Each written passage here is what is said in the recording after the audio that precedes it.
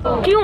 और ये सोचने की बात है कि इस पुलिस प्रशासन को शासन से योगी और मोदी की सरकार से पूरा संरक्षण मिलता है के लिए, परंतु जब हम मीडिया की बात करते हैं या फिर हम बहुत सारे सोशल ग्रुप्स की बात करते हैं, महिला संगठनों की बात करते हैं जो इस मुद्दे को उठा रहे हैं, तो साफ साफ पुलिस चाहती है कि इस मामले के ऊपर अब और कार्यवाही ना होती है देश में कि हम धरना प्रदर्शन भी करने हमें नहीं दिया जाता है। कल हमें आर्ट्स फैकल्टी से डिटेन किया गया। यूपी का जो जंगल राज है उसकी झलक हमें दिल्ली में भी देखने को मिलती है।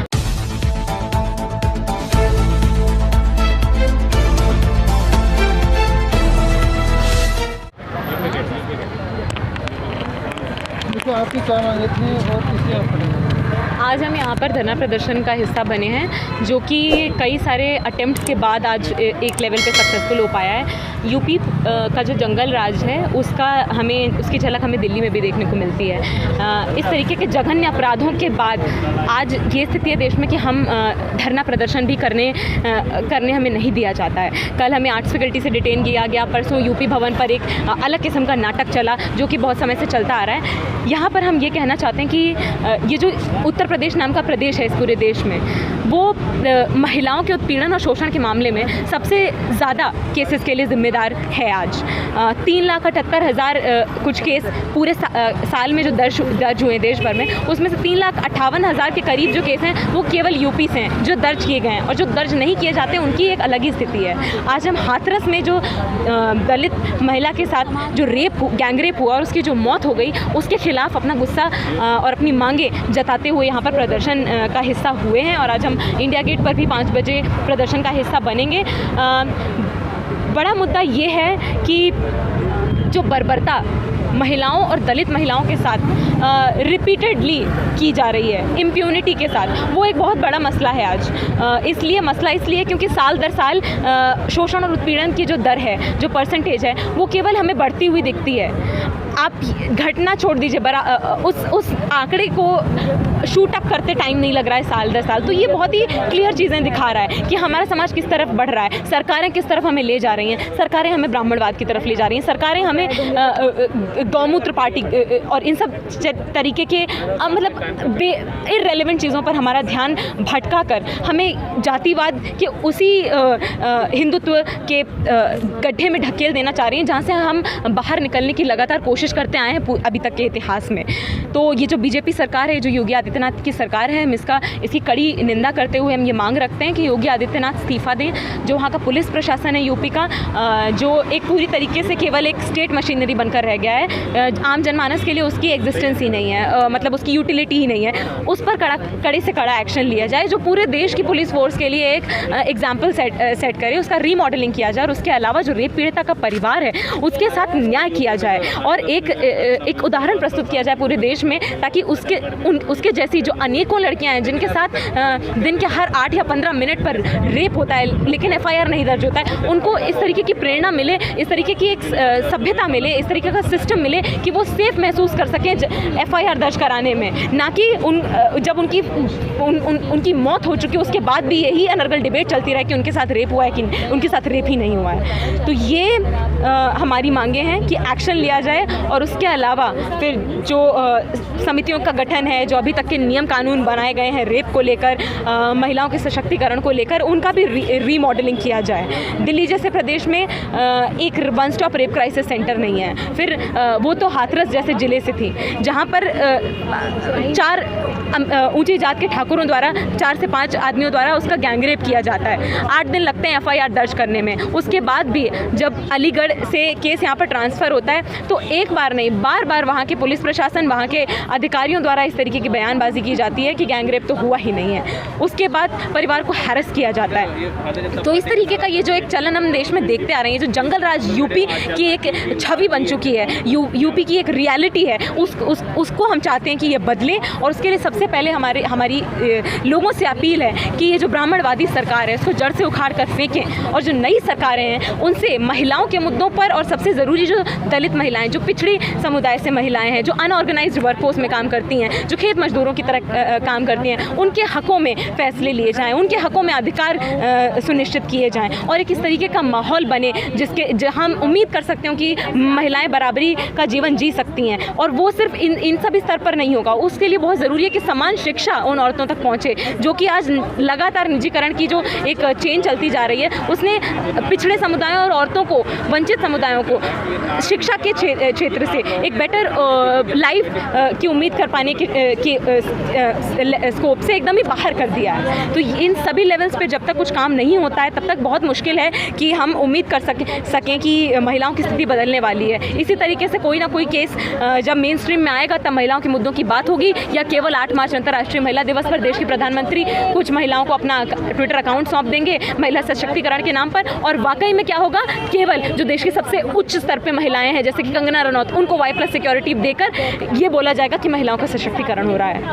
तो जैसे कि बीजेपी का एक मुख्य नारा है राम राज्य, क्या वाकई देश राम राज्य की तरफ बढ़ रहा है? राम का मंदिर बनाया जा रहा है जब हर घर में, जिसको हम हिंदू धर्म के लोग सीता कहते हैं, वो अग्नि परीक्षा देने को मजबूर है।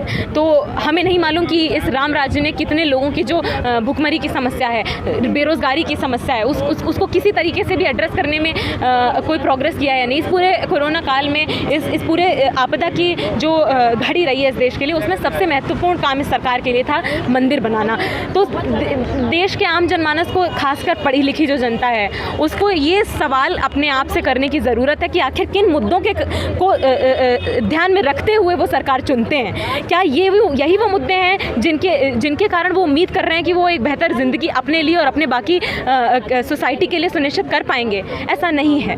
तो ये बहुत ज़रूरी है कि इन सरकारों को जिस तरीके का ब्राह्मणवाद, जिस तरीके का जातिवाद, जिस तरीके का पूंजीवाद ये बेलगाम आगे बढ़ा रहे हैं, उसके लिए इनको जिम्मेदार ठहराया जाए, अकाउंटेबल ठहराया जाए, और उसके बाद उनको सही उस हिसाब से उनके खिलाफ कार्यवाही की जाए, उनको मेन स्ट्रीम से हटाया जाए, उन्हें जड़ से काट दिया जाए और एक नए समाज की संरचना की जाए, उन आधारों पर, उन मूल्यों पर जिनके लिए हम सड़क पर उतरते रहते हैं और जिनके बारे में हम पढ़ते हैं, जिनके बारे में हम इतिहास में पढ़ते आए हैं।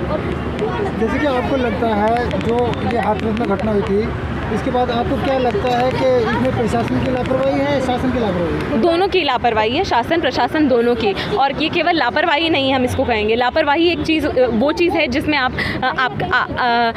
आपको ध्यान नहीं रहा है कि आप क्या कर रहे हैं। इसमें यहाँ पे पूरे प्रशासन को पता है कि वो क्या कर रहे हैं, वो जानते हैं कि वो गलत स्टेटमेंट दे रहे हैं, वो जानते हैं कि वो अनर्गल बातचीत कर रहे हैं, वो जानते हैं कि वो फैमिली को हैरेस कर रहे हैं, वो ये भी जानते हैं कि जनता जानती है कि ये हो रहा है और उसके बाद भी ये हो रहा है। ये बहुत शर्म की बात है, ये बहुत शर्म की बात है कि आज जिस समय देश को इस तरीके के परिवार, इस तरीके की जो स्ट्रक्चरल ऑपरेशन है उसके साथ खड़े होने की ज़रूरत है, हम नहीं खड़े हैं। आज भी ये 2-3 दिन का मुद्दा बनेगा और उसके बाद ये जो आंकड़ा है इसको साल भर इवैल्यूएट करने की ज़रूरत है। ना सिर्फ कि जब कोई रेप केस हो जाए उसके बाद हम NCRB का डेटा निकालें, उसके बाद हम देखें कि रेप की दर क्या है।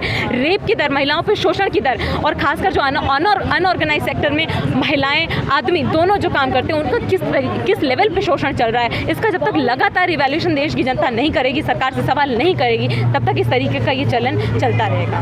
जैसे कि आपसे बात करना चाहेंगे, जैसे कि हाथरस के अंदर जब उसकी हत्या हुई, हत्या के बाद जब इंसाफ की मांग उठने लगी, उसके बाद लगातार वहाँ पर राजनीतिक पार्टियाँ, कार्यकर्ता और तमाम दल वहाँ पर जा रहे थे, और वहाँ पर सभी को मीडिया सभी को पाबंद कर दिया गया है। किस नज़र से देखते हैं? देखिए, ये पूरी कोशिश है इन आवाज़ों को दबा देने की।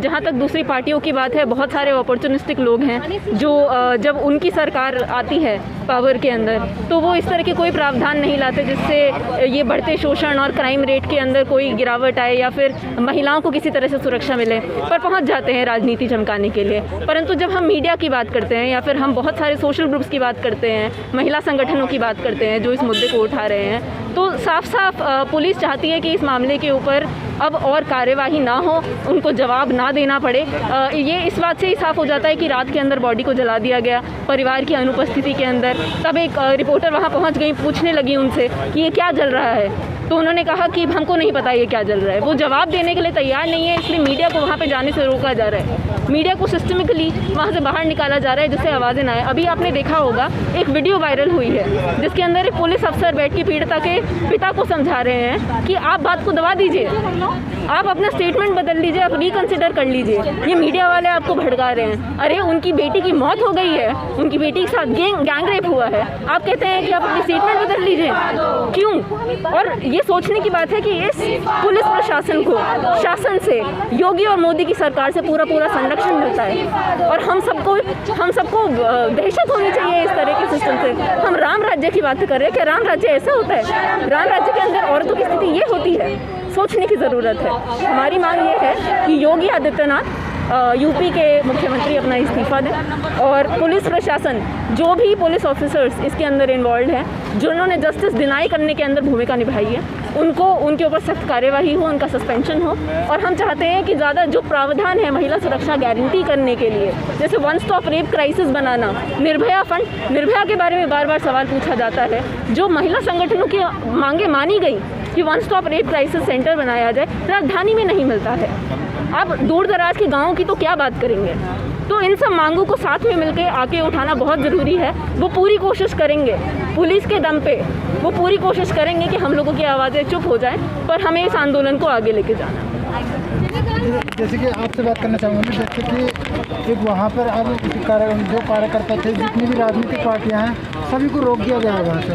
तो आपको क्या लगता है कि वो राजनीति बढ़ती इसकी वजह से रोक दिया गया है या कुछ और वजह?